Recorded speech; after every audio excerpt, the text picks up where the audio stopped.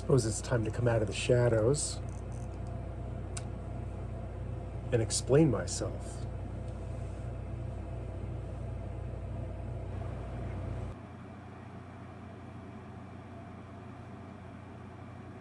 Non-spinning. The wheel isn't spinning, and you'll spin it up, and this will show you a stable platform.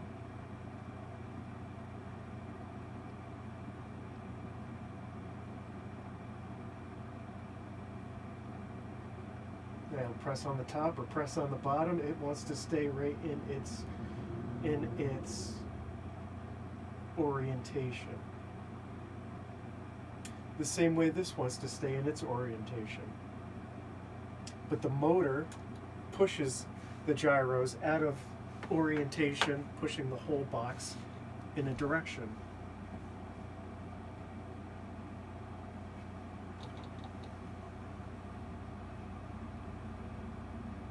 And this physics has been known for a long time. Everybody looks at the tic-tac UAP and says, well, there's no possible way this, with the physics that we have. This is the physics that we have. This is the physics that we have.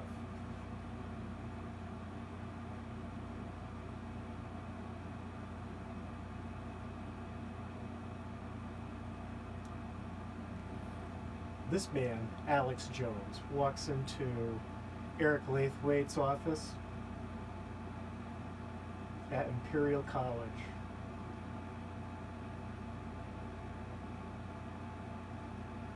He has a patent for basically the same thing. Why don't we see anybody using it? First off, he's using an electric motor, whereas I'm using forced precession to accelerate the gyroscope. I'm not using an electric motor. That's not a motor. That is a generator, and it is created through forced precession. It's the movement in the outer body is what creates the forced precession. He's using an electric motor. MIT, I saw use an electric motor. Everybody uses an electric motor to create the gyroscopic movement.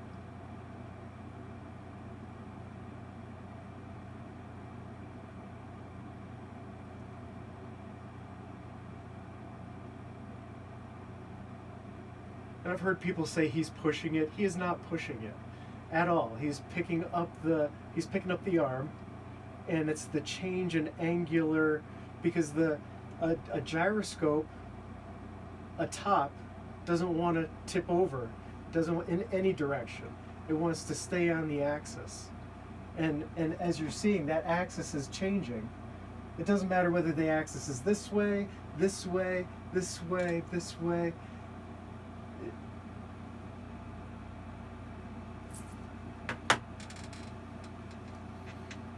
This is a simple handheld exercise ball. Spins up, creates torque resistance. The change in angular momentum when you try to change the direction of the shaft, because the wheel spins this way, your shaft is in here, that shaft rotates around inside a channel. Open it up. So if you go to Action Lab, their website or their YouTube, they'll show you how a gyroscopic exercise ball works. He does a fantastic job at it. Inside of here, there's a couple coils and a magnet. Lights up some LEDs inside. There's a starter spring. So there's a cam in here, and due to gravity, I suppose, the cam drops down, hits a point inside of here. Let's see if I can get it to do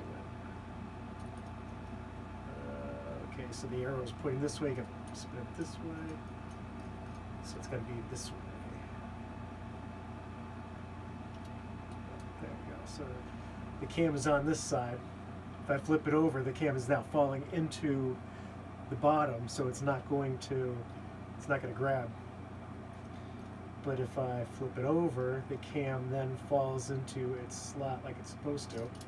So like when you put these back together again, that has to come up in this way. If I flipped it over and put it in there, the self-starter doesn't work. I'd have to hold it upside down for the self-starter to work. No, not even. You gotta flip it this way. And then it works. Okay, so you got a shaft, comes through. This ring sits inside here, and then it just spins and rotates.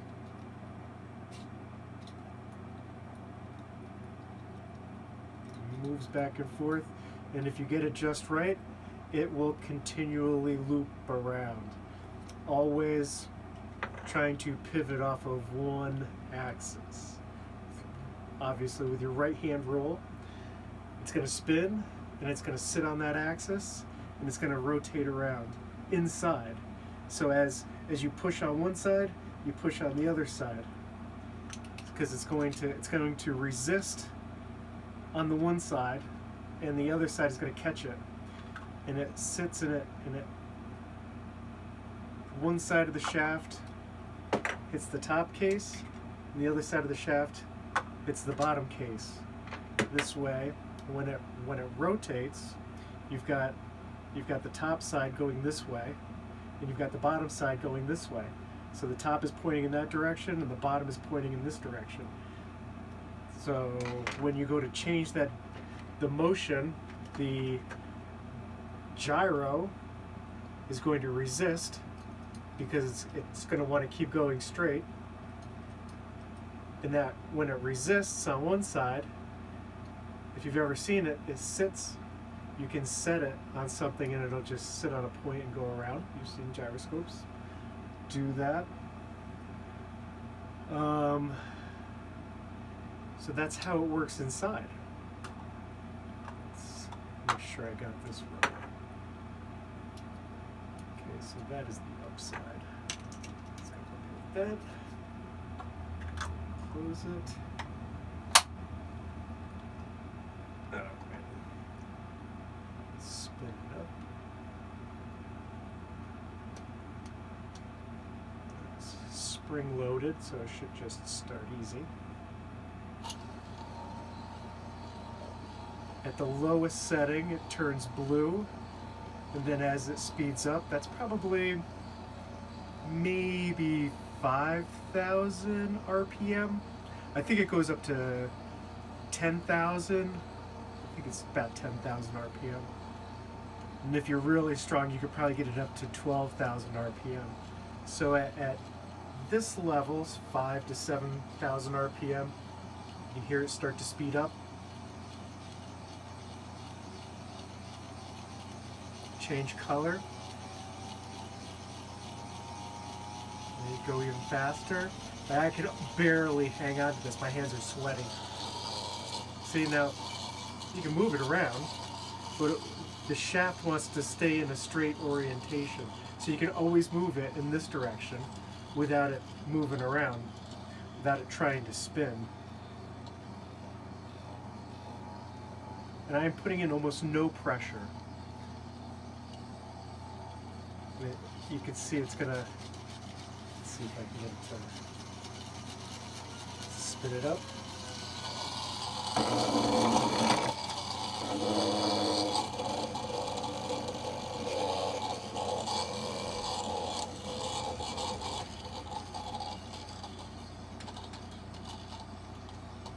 It's like it's got a mind of its own. So all you're really doing is you're chasing the rotation. If you watch the movement of my hand, I'm chasing the rotation. It's almost as if I'm pushing it down like pushing a ball down the hill. It takes almost no effort, but I'm just pushing a little harder, a little harder, a little harder, a little harder.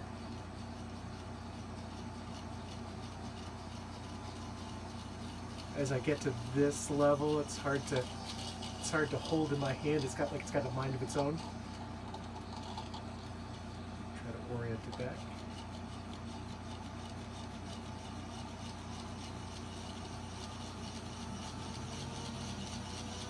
Maybe I can get it to purple.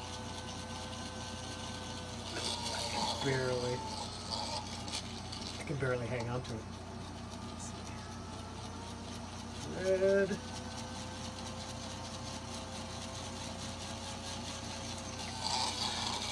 Nope, that's about as fast as I can get it. So we'll go to purple.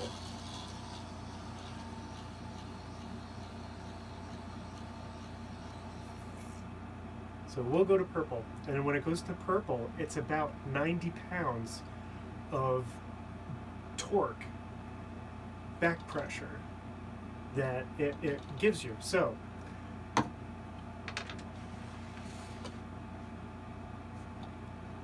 when this pushes, what you're doing, same thing as my hand, the box is attached on one side, the motor is attached on the other side. When the motor tries pushing on this side, the motor's going to push on this side, it's going to push it out. It's attached to this side. This needs to have it push in this direction and push in that direction. So it's going to push this way, and it's going to push that way. That's how these work. You have to rotate.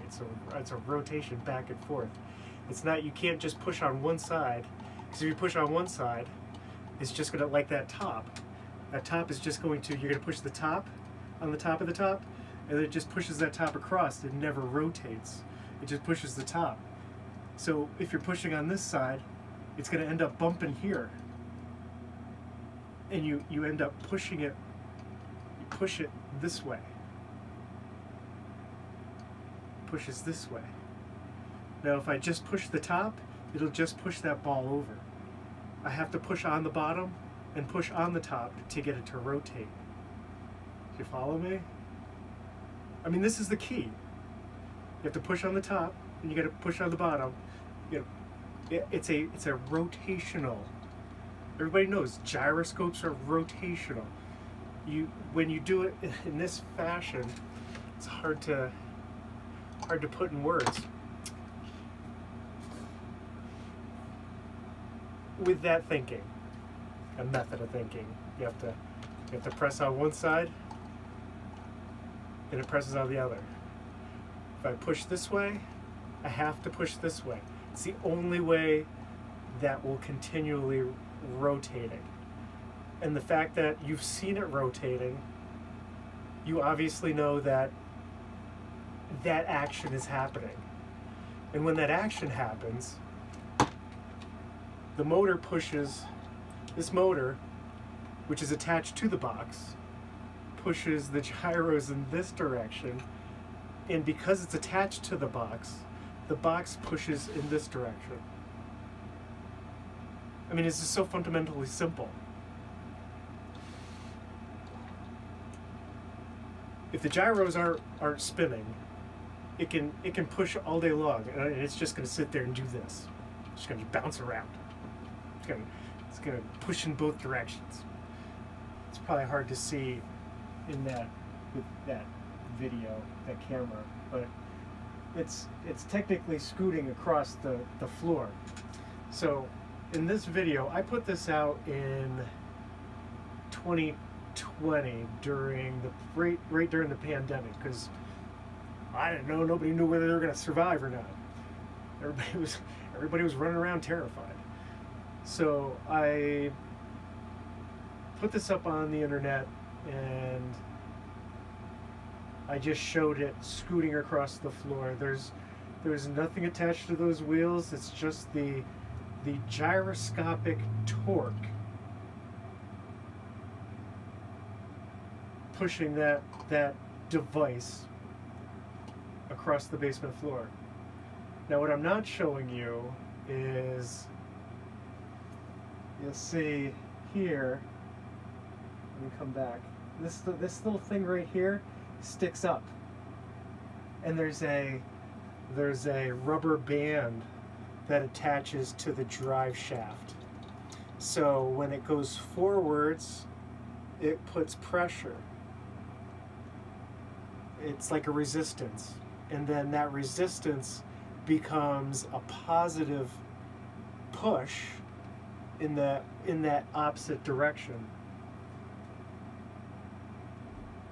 So you're getting a push and then slowly return, push and then slowly return.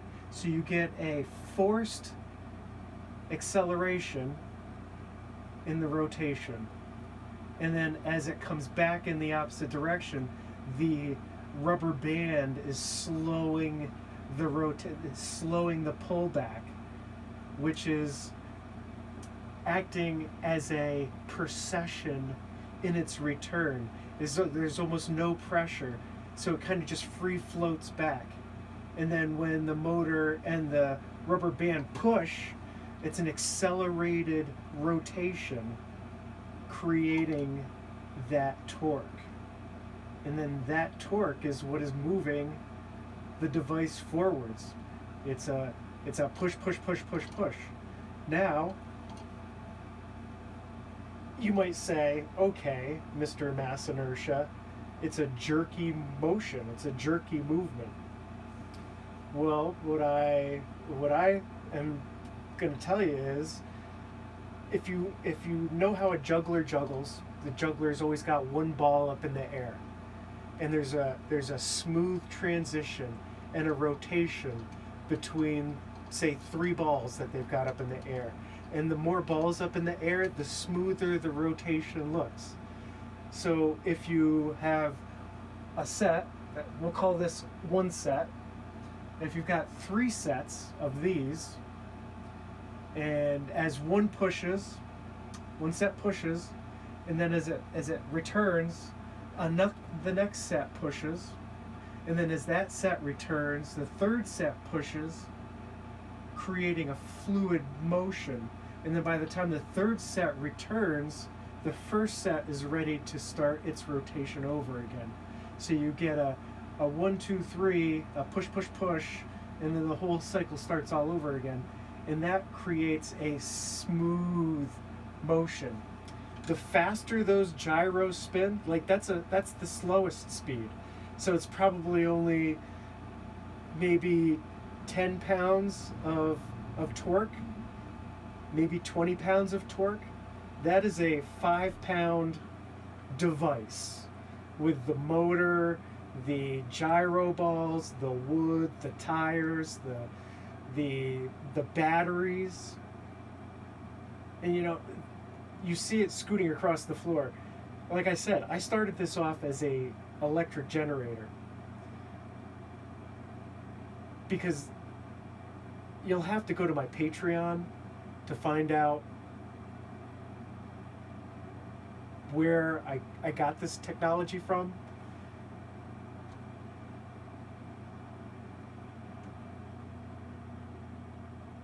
Pretty amazing.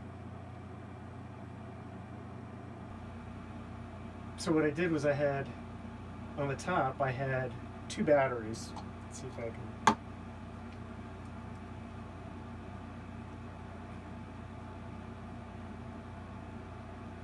You see, I've got 2 batteries. One runs the little electric motor here, which drives that little shaft. Just spinning around, driving a shaft, moving those up and down.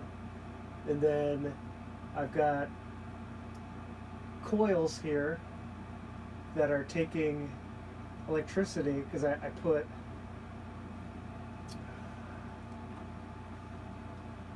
magnets inside those gyro balls.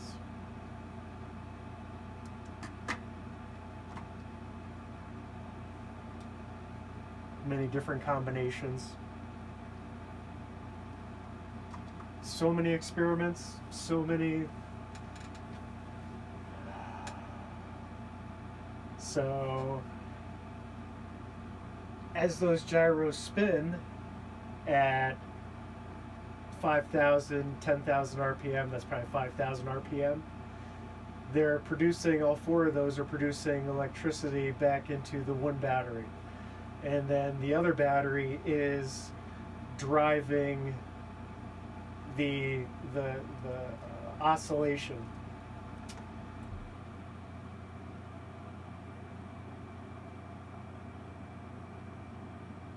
It has extreme force. That's probably, like I said, probably 10 pounds of force in one direction.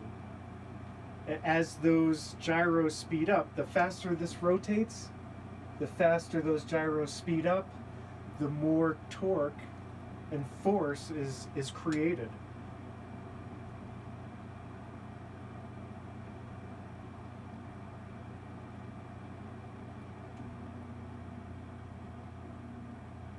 So like I say, I used, and it's not in this photo. It's in the next one. Yeah, I don't. Yeah, there's no rubber band in this photo. I didn't put that in there. It is. See, here's right there. See, this is this is the actual video. This isn't the one that I dropped in 2020. The one I dropped in 2020, I only gave you about that much, and I tried to keep that stem and the rubber band from being seen.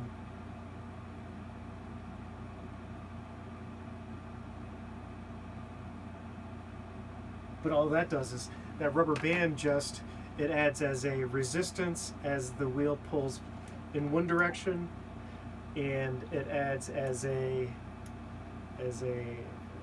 it adds to the push, and it detracts from the push or pull, whichever.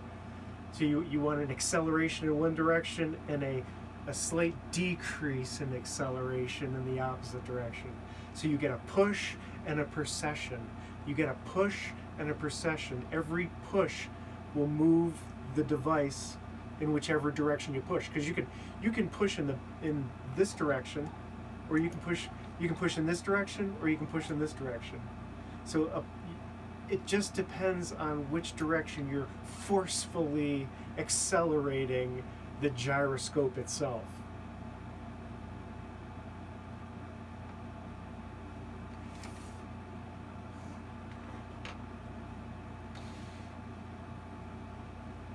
And you'll have to go to my Patreon to find out where I got this idea from. It's an amazing story.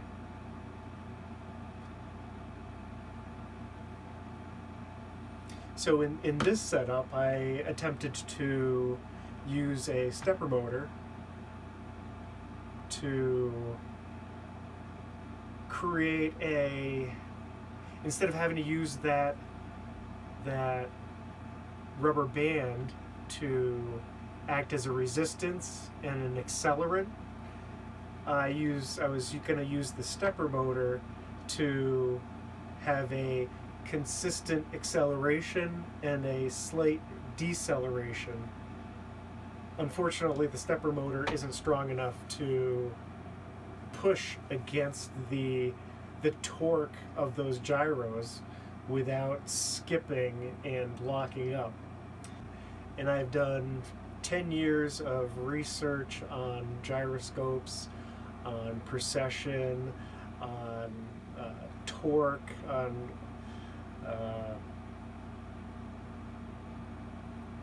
I should have a master's degree in this. It's amazing today. You can go and find the information you want. You just ask your chat bot, and your chat's going to tell you. It's an amazing time to live. What else can I say about this? I mean, if there's any questions, throw them in the comments. I mean, how can I make this more simple for anybody to understand? I mean, the concept is is so basic. You think if you've got one, it's rotational, definitely. If I just had the one in here, when it presses forwards, the whole box is going to spin sideways, right? You've seen lectures. I mean, if you watched Eric Lathwaite, and the young man is standing on like a swivel, like my chair, and he's got a spinning wheel, and then he moves that spinning wheel, and what he's doing is he's forcing the precession. He's speeding up the rotation by changing the angular momentum. And when he does that, when he changes the angular momentum, it's got to go somewhere, and it goes to him. It gets transferred to him, and he spins. You know, the physics has been there for such a long time. I mean, this technology has got to be hidden. I mean, there's patents out on it, but yet nobody sees it. I personally, you know, if you've seen my videos, I think this would be a fantastic boat propulsion. Fabulous boat propulsion. Submarine, I mean, it works underwater. It works in outer space. It's a space propulsion. I'm kind of leaning towards that's probably why we're not using it, or we haven't been able to acquire it. It's hidden behind some government paywall. So what I'm going to do is I'm going to build one. I'm going to put the PDF files up so anybody can source the materials, print one themselves, and they can have their own inertial propulsion. Pretty simple. These aren't expensive. That's the crazy thing. They're not expensive at all. It's as close to a perpetual motion machine as you can get. Does it produce more electricity? You'd have to build one yourself. I'm not going to go out on a limb and say that it produces more electricity. But I tell you what, I ran this, and I ran it, and I ran it, and I ran it, and I ran it, and I ran it. I ran out of memory in my camera. Alright, so I'm back now. I ran that device for 3 days straight, flipping the batteries from one to the other. One would run out, I'd flip it to the other, I'd run it off of this one, I'd charge it off of this one, I'd run it off of this one, I'd charge it off of the back and forth. All I'm saying is I was never able to bottom it out and run it dry. It seemed like it just kept running and running and running and running and running. We will do more tests. Stand by, subscribe, like, comment, please comment. I want to know what you think. Tell me. I'm so interested. Don't just skip by. Tell me, talk to me. Give me some ideas. What do you think?